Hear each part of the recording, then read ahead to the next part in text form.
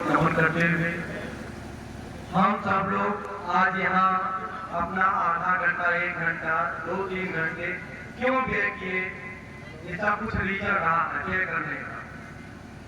सदियों से परंपरा थी कि हमारे घर से कोई बुजुर्ग हो, युवा हो, बच्चा हो, अधिकांश लोग जो है एक मृत्यु भोज करवाते थे, कुछ पूजा पाठ भी करवाते थे, क्योंकि हमारे लोगों में आने वाली जो पीढ़ियां थी, जो चले गए लोग, कुछ लोगों ने बताया, लेकिन अमल वह लोग इतने ज्यादा थे अफीम की तरह, संख्या कम थी, हमको सुनने का अवसर ही नहीं दिया और न जानने के लिए कोई जो है हम लोग एक्टिव हुए।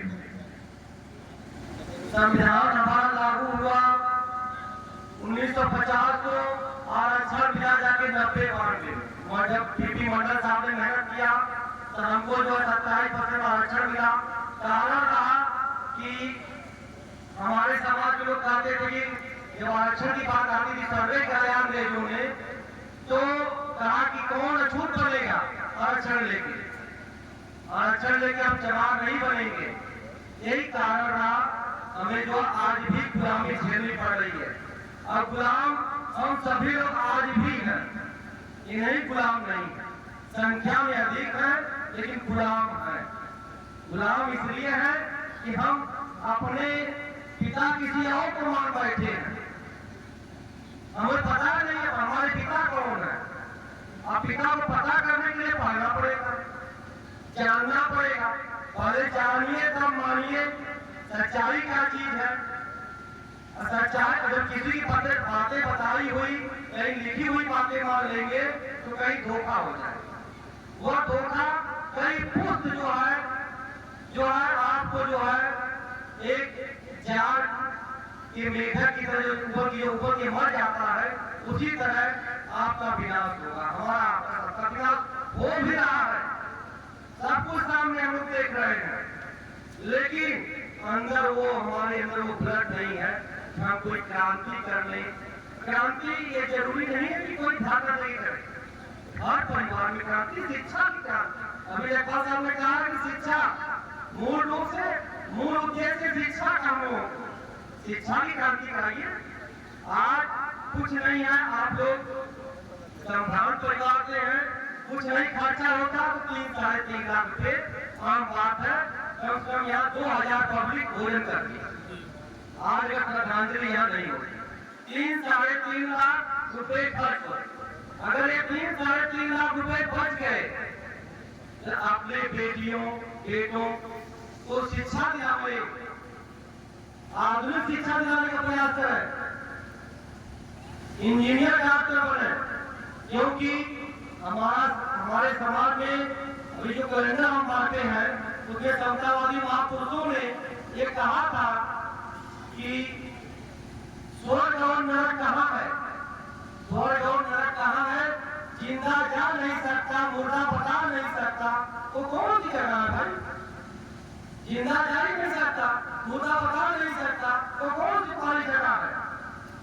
हमें हमारी जात में पहचानते हो यहाँ पे, अगर नाम बता दे तो आपको जो है भ्रम हो जाएगा, भाई कौन है, लगेगा जैसे पेट में दर्द हो जाती है।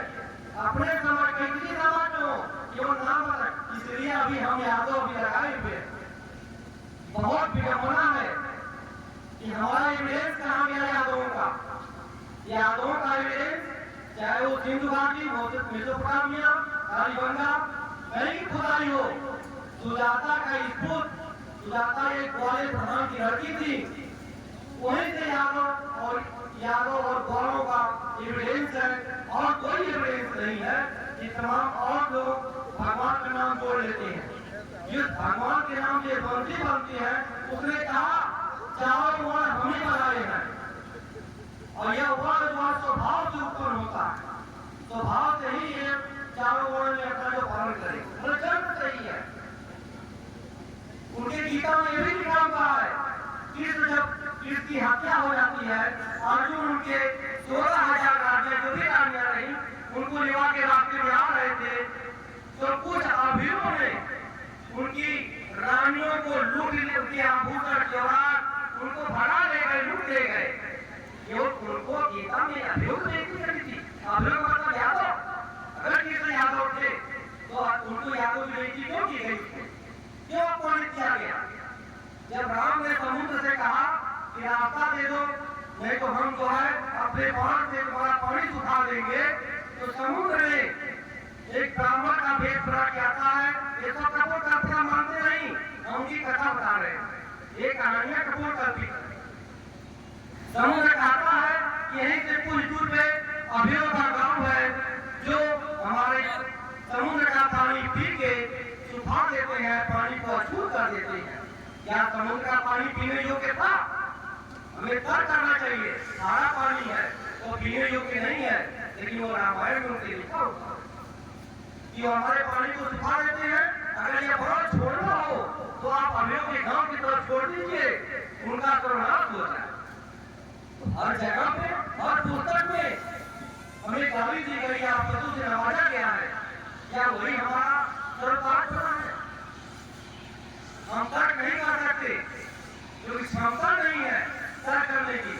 अगर हम तर्क करते, अगर बदल का तर्क होने लगेगा तो सीधे हमारा समाज विकास होगा। विज्ञान में कहीं पे यहाँ पे तमाम भाई बंधु आए होंगे, अगर किसी भाई ने अगर विज्ञान में पढ़ा है कि आत्मा परमात्मा लिखा है तो हमें वो दिखा देगा। आत्मा परमात्मा की चर्चा कहीं नहीं है, न कहीं पुण्य पाप है, न कहीं सिर्फ श्राप और आशीर्वाद है। अगर श्राप होता कहीं तो दोनों के साथ ही नष्ट हो जाते, सबके ऊपर खत्म हो जाते, सब लोग हिस्सा पाप देते। वही नहीं, हमको डरवाने, धमकाने और ललचाने का तमाम तरीके। हमारा विकास एक केवल है शिक्षा ग्रहण से, विज्ञान और संविधान से। आज जो धर्म की गति हम हो रहे हैं, ये धर्म का नाम लेने में हमें कान में सुनने के कान में गीता पिलाया जाता था 30 सदियों पहले, उन्होंने मन में लिख चुका है।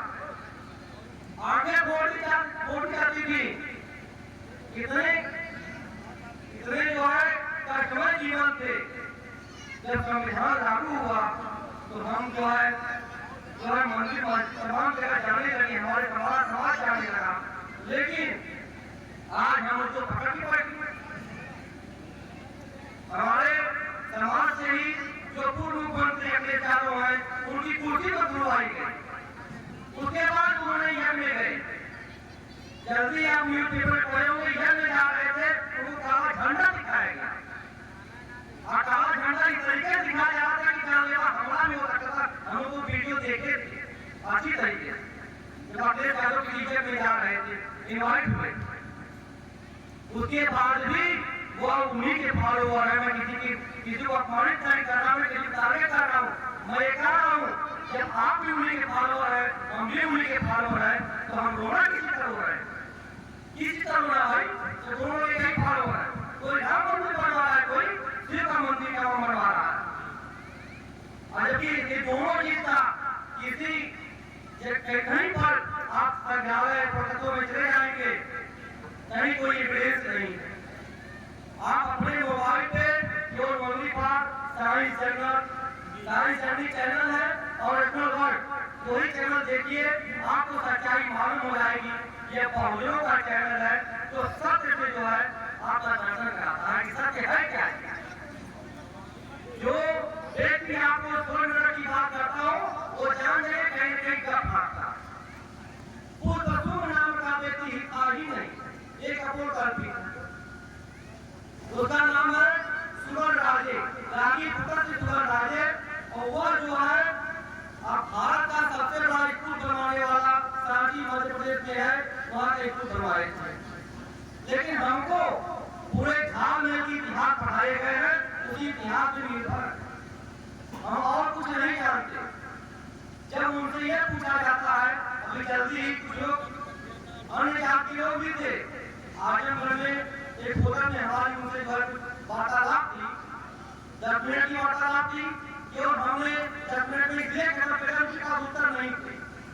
हमने यह पूछा कि आप ही पुराने ग्रंथ या पवित्र पुस्तक का नाम बताइए।